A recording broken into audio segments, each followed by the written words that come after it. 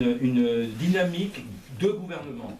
Un gouvernement, c'est vision évidemment pour le peuple d'abord, c'est-à-dire non pas l'État, non pas le peuple au service de l'État ou du système ou de la matrice, mais l'État au service du peuple.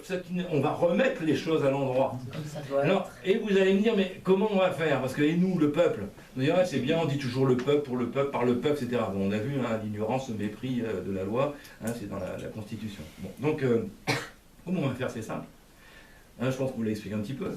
On a, dans le gouvernement, on a simplement, je ne sais pas si on l'a expliqué, mais en tout cas, globalement, on n'a pas encore, donc très vite, je vais le faire très vite, dans le gouvernement, eh bien, il faut bien qu'il y ait des structures, il faut qu'il y ait un secrétariat, il faut qu'il y ait un conseil juridique, et après, il y a des côtés les commissions citoyennes et les commissions citoyennes des 7 provinces. Une commission citoyenne nationale, pour tout le pays, pour les grandes questions, les transports, les questions nationales, ou l'énergie, etc. Et après, on a les commissions citoyennes des 7 provinces. Chaque province a ses provinces spécifiques. Ça, c'est les commissions citoyennes. Le gouvernement lui-même, c'est l'ensemble, c'est-à-dire des commissions citoyennes aussi. En réalité, le gouvernement, c'est tout ça. Voilà, c'est tout ce qui est là, avec les conseils. En fait, c'est tout dans le même cercle. Voilà, tout dans le même cercle. Vous avez ce qu'on appelle le Sénat souverain de Savoie, en fait, on a gardé cette idée de Sénat souverain de Savoie parce que c'est une idée symbolique, historique. En 1559, en fait, Chambéry était la capitale jusqu'en 59. En fait, la France venait toujours envahir, donc le pays s'est retrouvé, le gouvernement de l'époque s'est retrouvé à Turin. Et on a laissé des magistrats, les hauts magistrats sur place à Chambéry, donc on les a appelés Sénat souverain de Savoie. Donc on a repris cet exemple-là, mais en réalité, sur le plan du droit international, ça s'appelle un conseil gouvernemental de l'État de Savoie. Le peuple participe comment? Par... Bon, le Conseil des sages, il est mal mis, là, mais c'est pas grave, c'est moi qui l'ai fait, donc j'ai mal positionné dans l'opposition. Le peuple participe par les offices gouvernementaux, les chargés de mission. Alors pourquoi les offices gouvernementaux, pas ministère? On ne veut plus employer les termes de la République, etc. Donc on parle d'office gouvernemental, mais c'est un ministère. Donc les offices gouvernementaux, donc de la santé, de l'énergie, etc., donc de l'intérieur, etc. Donc en fait, ce conseil, ces offices gouvernementaux, eh bien, on s'autonome quelque part. Mais on s'autonome par l'intermédiaire des gens qui prennent des responsabilités. Et il y a aussi donc les chargés de mission. Les chargés de mission donc, sont des missions à plus ou moins long terme, plus ou moins court terme. Quand on a besoin de, je sais pas, des ingénieurs pour travailler sur les barrages, on aura des chargés de mission pour travailler sur les barrages. Mais Jean est un chargé de mission actuellement. Voilà, pour une mission temporaire. Voilà, qui sera peut-être plus long que prévu. Il l'espère. Et en fait, ce qui est sûr, c'est qu'on est en train de... C'est quelque chose qui est difficile à monter. Vous comprenez bien que depuis le départ, on a eu, et je reviens sur ce que je disais avant, nous avons eu des militants, au départ, beaucoup de militants, et c'est normal, mais les militants, beaucoup sont restés militants. Et ils sont très très bien pour aller diffuser des prospectus, etc. Et il en faut, mais après il nous faut des gens de compétences dans des domaines particuliers, que ce soit l'éducation, l'ingénierie, etc. Donc, ou le secrétariat. Donc là, peu à peu, avec les mois, on a pu drainer en fait des gens qui avaient vraiment de réelles compétences. Par exemple, si vous voulez vous occuper des cartes d'identité, c'est ce qui s'est passé au début. Qui s'est occupé des cartes d'identité? C'est ceux qui sont là sur place, qu'on n'était pas nombreux. Ouais, moi je veux bien m'en charger. Est-ce que j'ai les compétences pour m'occuper des cartes d'identité? Pas forcément, mais comme il n'y a personne, on y va quand même. Puis après, on s'aperçoit qu'on n'a pas forcément les compétences, c'est quand même un truc très, très spécifique. Et les cartes d'identité, en fait, ont été gérées. Si vous connaissez par exemple, pour certains, Pascal Malin, par exemple, il s'est chargé de ça et tout à son honneur, parce qu'il n'y avait personne. Et moi, j'avais pas envie de le faire.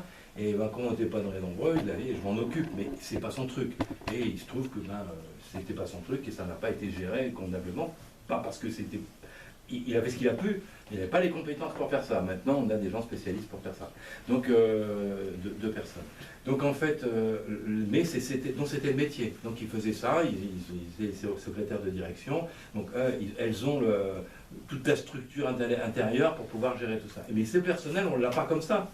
Donc c'est peu à peu, on y va peu à peu. Aujourd'hui, on n'a que ça. Pour information, quand on fait un pas de côté et puis que c'est pas bon, nous font des hop, ça marche pas. Attention, c'est des gens super carrés. Ouais. Et nous, on doit être vigilant à pas laisser traîner des zones d'ombre dans ce qu'on fait, quoi. Voilà.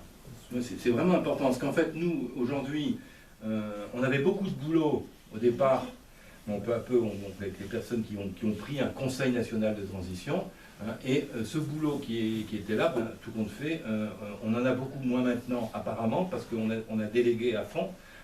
Qu'avant, on s'occupe de tout, hein, vous savez, quand ça démarre. Puis après, ben, ça prend une telle ampleur qu'il faut bien qu'il y ait des gens qui soient compétents, et on a tout autant de boulot qu'avant, mais c'est plus le boulot. En fait, on fait faire le boulot, mais donc en fait, on fait rien, on fait faire. Mais eux, ils nous disent, moi, on a le retour direct. Et là, par contre, c'est une gestion énorme de toutes les activités où on est au centre, en fait, et on dit, ben, et ils nous disent, bon, vous êtes d'accord ou pas d'accord? Parce que naturellement, on est d'accord ou pas, et naturellement, c'est nous qui l'avons créé, donc c'est sûr que ça revient vers nous pour donner notre accord. Ce matin, c'était 25 emails pour un texte à imprimer. Juste pour la petite idée. Entre juriste international, l'imprimeur, les gens qui doivent le distribuer, le donner, et le but final qui est d'informer le citoyen. Au moins 25. C'est un truc de fou. Vous réveillez le matin, c'est comme là, on parle de ce matin, on réveille ce matin, je passe comme tout le monde, hein, à la salle de bain, voilà, hop, coup de téléphone. Bon, je commençais à me raser un côté. Mais c'est comme ça. C'est ça, mais ça Et je suis allé, je prends le téléphone, et on me dit... bon, en fonction des téléphones, on trie quand même. Puis là, c'était la secrétaire qui s'occupe de ces histoires de carte d'identité, etc. Et que si elle me téléphone à 8h, il était 8h30. À 8h30, c'est qu'il y avait un problème. Bon, je la prends. Et que c'était urgent. Sinon, le téléphone pas. Elle me dit, elle dit, il faut absolument qu'on arrête l'impression, ça doit passer, le texte doit être imprimé à 10h, etc. On dit, il faut que tu téléphones, et j'étais rasé à moitié. Donc après, on se passe comme ça, et puis c'est comme ça tout le temps. Donc c'est vraiment ça, cette tâche-là. C'est vraiment une tâche hyper prenante.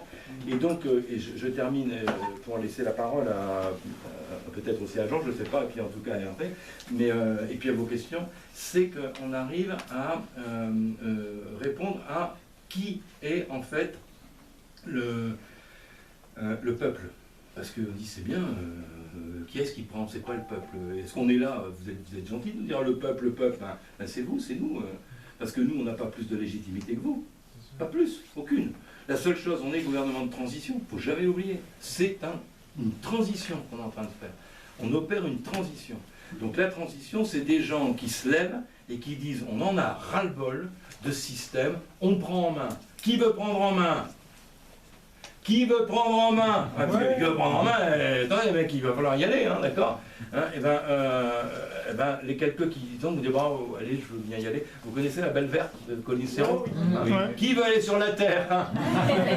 Donc c'est un petit peu ce problème-là. Donc on y va. Après, il y a beaucoup d'appelés, peu d'élus, hein, vous connaissez l'histoire. Donc après, eh bien, peu à peu, on avance. Quand on voit qu'on avance bien, les gens sérieux viennent et disent, tiens, bon, ça a l'air d'être sérieux, on y va. Hein, mais le sérieux, c'est pas d'aller bigophoner, hein, pour dire, attention, c'est annulé, la réunion à Thonon, il n'y a plus rien, puis en plus, il y a la police, etc. Je peux vous assurer que ce jour-là, on était 310 et puis on n'a pas vu un képi, hein, d'accord? Mais bon, voilà, il y a des gens qui font ça aussi, malheureusement, c'est des Savoisiens. Hein, dernièrement, je me retrouve à défendre un de nos collègues qui habite dans le Nord, et puis en fait, à la montagne, et puis qui vient, c'était un truc sur l'Urssaf, il y a beaucoup de montagnes ici, mais c'est la haute montagne, où est-ce qu'il habite, Jacques Gapillon? Non, il n'y a pas tellement de montagnes. À l'Alpe, non, il n'est pas à l'Alpe. C'est dessus, ça. C'est dans le c'est tout en haut. D'accord. J'ai oublié la ville où Je vais te retrouver là. Et alors, je vais l'accompagner au tribunal de Chambéry pour le défendre sur une sorte d'Urssaf. Et en fait, d'ailleurs, quand c'est comme ça, ils se lèvent, ils s'en vont. Val Thorens. À Val Thorens. Et en fait, il y a un des... Je dirais pas son nom. C'est celle-ci, mais c'est en haut, dans le nord aussi. C'est un ch'ti, moi, je suis désolé. Je priais pour moi, je suis lillois. Mais, et en fait, il est là, on voit arriver un Savoyard, un pur, moi je suis Savoyard. Il me voit, il me dit, c'est qui cette merde? en me regardant. Quoi? Non. Et il y a un de mes collègues qui était avec moi, qui est un ami de Lynn Perrier, et qui le regarde, il me dit, tu veux que je lui foute mon poing dans la gueule? Je dis, laisse tomber, ça sert à rien. Mais voilà ce qu'on voit, alors qu'on est là pour les défendre. Et on ne ménage pas, y compris en se rasant. Je pourrais vous faire des petites... Il y en a plein comme ça. Je termine avec ça. Je termine juste là comme ça pour vous dire, vous êtes les bienvenus. C'est-à-dire que à partir du moment où vous voulez vous engager dans le cadre des missions et les offices gouvernementaux, bien évidemment, ils ont besoin, dans tous les domaines, on a besoin de techniciens, on a besoin de spécialistes partout. Et c'est là où le peuple est là. Là, c'est une chance extraordinaire. Là, moi, j'ai envie de m'occuper. Voilà, je connais bien tel milieu, c'est mon boulot. Qu'est-ce que je peux faire pour vous aider? Et là, vous vous inscrivez dans le cadre des offices gouvernementaux. Et puis, les chargés de, ce qu'on appelle les officiers en charge d'eux.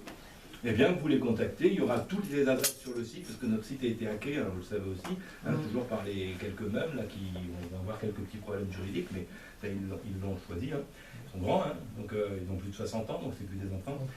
Et donc ces gens-là ont aussi hacké le site, etc. Donc on a du retard, mais en même temps, maintenant, on y voit clair. Et ça nous a permis de mettre les jalons juridiques suffisants. Par contre, sachez que vous êtes bienvenus.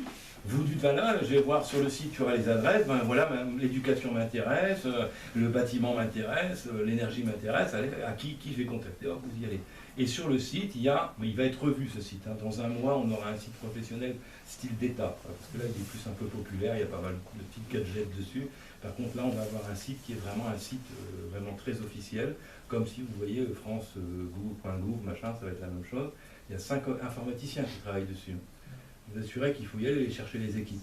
Ça a été beaucoup de boulot, et trouver les gens sérieux aussi. C'est surtout ça le plus dur, trouver les gens sérieux. Et puis bon voilà, donc vous voyez, donc, pour le peuple, on dit c'est réel, c'est vraiment pour le peuple. Vous voulez venir, vous venez. Vous dites voilà, moi je veux venir, je veux intégrer une équipe, j'ai telle compétence, qu'est-ce que je peux faire? Donc elle est là, le peuple, c'est pas du pipeau, on n'est pas en train de vous dire ça comme ça, et après vous réagissez. Et nous, et je termine quand même parce qu'il faut expliquer ça, lorsque le peuple il est là, d'accord, le peuple participe pas. Lorsque le peuple participe là, nous, il y a des conseillers nationaux. Hervé et moi sommes conseillers nationaux. Ça veut dire quoi? Ça veut dire qu'on est à la jonction des deux. C'est-à-dire que nous, on est là, on écoute, on est là aussi évidemment, on écoute, et on va donner l'information du haut et du bas, par l'intermédiaire du Conseil national État de Savoie. Donc, je reviendrai sur cette notion de tu reviendras, et là on va valider, mais on valide, on ne dirige pas. C'est ça qui est vraiment important de comprendre. C'est-à-dire que le Conseil national va valider des décisions du bas. Tout comme ici, le Conseil dit des sages, mais qui en fait, on a changé, on va marquer le Conseil de Savoie, parce que le Conseil des sages en France, on sait par qui il est dirigé, n'est-ce pas? Donc ici, on va parler du Conseil de Savoie, et là, ils sont simplement garants de la Constitution. Ils n'ont rien à dire, sauf si la Constitution est bafouée. Et ça, il y a une noble qui est avec nous, qui s'appelle Catherine Hélès, et qui représente la noblesse. Donc on en parlera plus tard, son nom n'apparaît pas encore beaucoup, vous écoutez son nom comme ça. Mais donc c'est le peuple qui dirige, c'est le peuple par l'intermédiaire des commissions, vous voyez, vous êtes représentés, d'accord? Tout est là-dedans, on valide des décisions, et ensuite, nous, on va faire valider par le Conseil national. Alors je vais dire pourquoi. Parce que comme c'est un organe, quel pouvoir à cet organe de plus, c'est comme il a été déclaré à l'ONU, et que c'est lui qui va faire les négociations, c'est le seul organe en droit international qui est capable de dire, quand on sera à l'extérieur, à Rome et ailleurs, de dire, ben oui, moi je prends le 3S. Parce que le 3S, pour moi, représente le gouvernement de Savoie. Parce qu'on y représente tout le monde. Tout le monde. Voilà. Dans ces cas-là, il y aura, pour telle décision, un référendum de vote? Alors, le référendum, pas tout de suite. On va vous expliquer pourquoi. Le référendum, il n'y a pas de référendum nationaux pour l'instant. Mais des référendums internes, oui. Oui, mais dans ces cas-là, d'où rentre le peuple? sur 2 millions de personnes. Le peuple, il rentre ici. Il doit voter sur un référendum. Non, Obligatoirement. non, attendez. Il n'y a pas d'élection. Pour l'instant, il n'y a pas d'élection, on est en transition. Il n'y a pas d'élection en transition. Je vous ai dit tout à l'heure, qui a pris le pouvoir? Qui nous a donné le pouvoir? C'est nous qui avons pris le pouvoir. C'est nous, c'est vous. Pour l'instant, les gens rentrent comme ils veulent. C'est de la transition, il ne faut jamais oublier ça. Nous sommes en transition. On est tellement habitués à penser République que tout n'est pas référendum. Vous avez vu ce que ça donne? Je vote pour mon maître. Ça veut dire quoi, transition? La transition, c'est que c'est un passage de l'ancien au nouveau. C'est-à-dire qu'on est obligé de pousser, de mettre un système sur pied de force, parce que ce n'est pas la France qui va nous aider. Regardez ce qui s'est passé aujourd'hui. Si vous faites un référendum en Savoie aujourd'hui, pour dire est-ce que vous êtes d'accord pour quitter la France? Vous avez vu combien il y en a qui y répondent? S'il y a 3 ou 4% qui répondent. Regardez le mouvement MRS, d'ailleurs on a invité le dimanche, mouvement de régionalistes de Savoie. Ils ont, allez, je pense d'après ce que j'ai vu, ils ont eu une fois 7%. Ils étaient hyper contents, mais je ne suis même pas 10% sûr que c'était 7%. Et sinon c'est toujours aux alentours de 3 ou 4%. Qu'est-ce que vous voulez faire avec ça?